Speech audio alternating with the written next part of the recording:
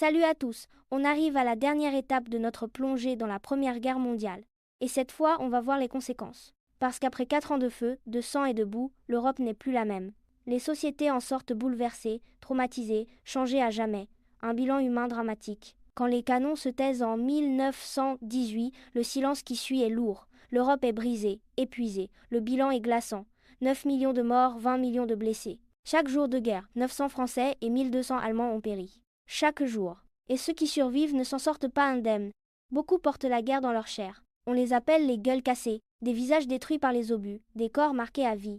Leur souffrance devient le visage de cette guerre. Les conséquences sont différentes selon les pays, mais une fois l'armistice signé, tout le monde ne vit pas la paix de la même façon. En France, après tant de morts, une idée s'impose, plus jamais ça.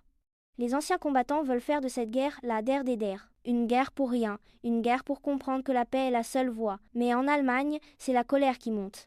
Le traité de Versailles, signé le 28 juin 1919, est vécu comme une gifle. L'Allemagne est jugée seule responsable, elle doit payer de lourdes réparations, désarmer, accepter la démilitarisation de la Rhénanie. La France récupère l'Alsace et la Moselle. L'humiliation est immense. Et du côté de l'Italie, l'amertume domine. Les terres irrédentes, promises par les Alliés, ne lui sont pas données. Alors même en étant du côté des vainqueurs, elle parle d'une victoire mutilée. Rien que ça. Comment vivre avec tout ça? Comment ne pas oublier sans rester prisonnier du passé? Les pays européens choisissent la mémoire. Partout, on élève des monuments aux morts. Chaque 11 novembre, les cloches sonnent, les villes se recueillent, les noms sont lus à haute voix. C'est plus qu'un hommage. Une façon de reconnaître, de respecter, de ne pas oublier. Pour ceux qui sont tombés, et pour ceux qui restent.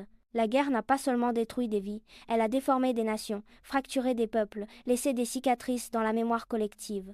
L'Europe veut croire que la paix est revenue. Mais dans les cendres encore tièdes du conflit, les graines d'un autre drame commencent déjà à germer. Si tu as des questions, pose-les en commentaire, je suis là pour t'aider. Et pense à t'abonner pour ne pas rater les prochaines vidéos de révision du brevet.